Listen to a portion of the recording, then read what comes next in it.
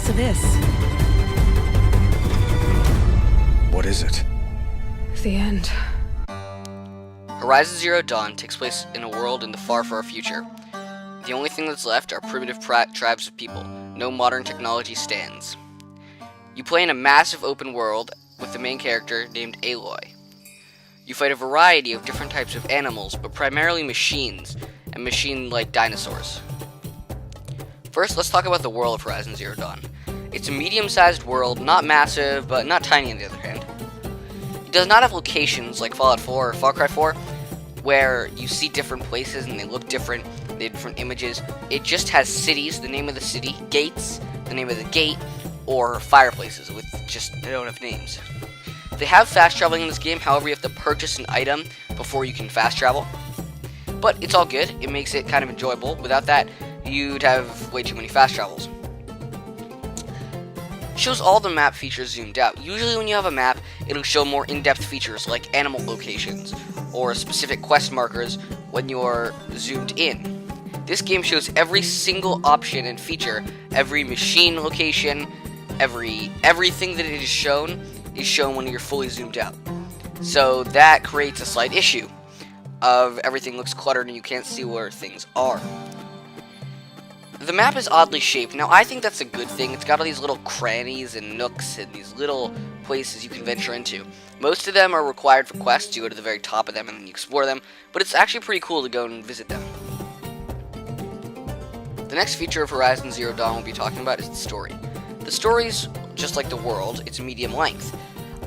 I wish it was longer and had more diverse missions. Most of the missions are pretty unique, but a lot of them just require you delving into ruins and blah blah blah. I don't want to spoil anything, but it gets a bit repetitive, but it's worth every step of it. It's lots of fun to explore the world while you're doing the story. The game really lacks once you get this really overpowered armor and or you finish the story. It just gets kind of boring. Like, okay, yeah, there's all these fun things I want to do, but it just doesn't feel like you're in the same Horizon Zero Dawn world. And this happens with a lot of open world games. The main characters just disappear once the game ends, rather than still being there for you to talk to and interact with.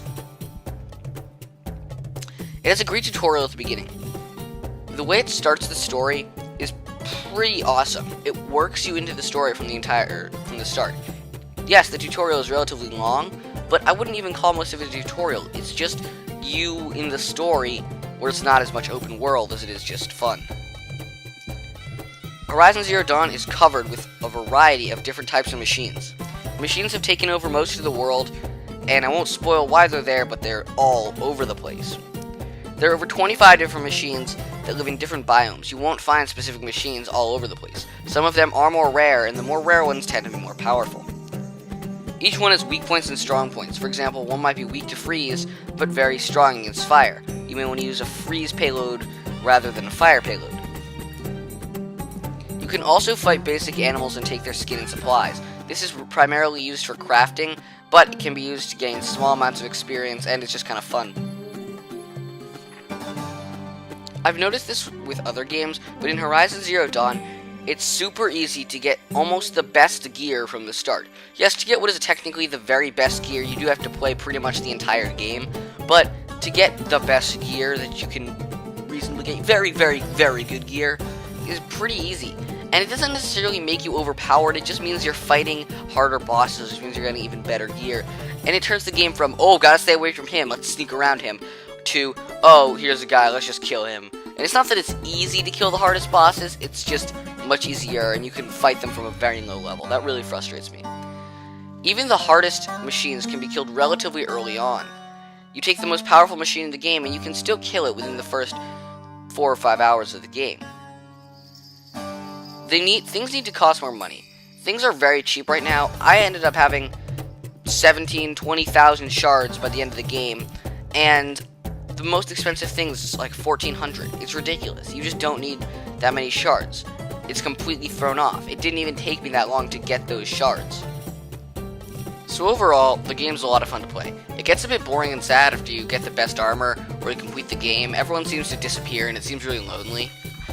But the game is a lot of fun overall. It does lose a lot of its fun while playing side quests. Once, while you're first beginning, yeah, it's fun. You know you've got this whole story ahead of you, but once you reach close to the end, it gets a bit boring to do side quests and repetitive. It doesn't have much replay value, and it may seem like I'm being really harsh on the game here, but I feel like I haven't been throughout the rest of the review, and I just want to make sure I get all the features. Overall, I give this game about a 9.4 out of 10. I hope you guys enjoyed this review. If you did, please give it a like and subscribe.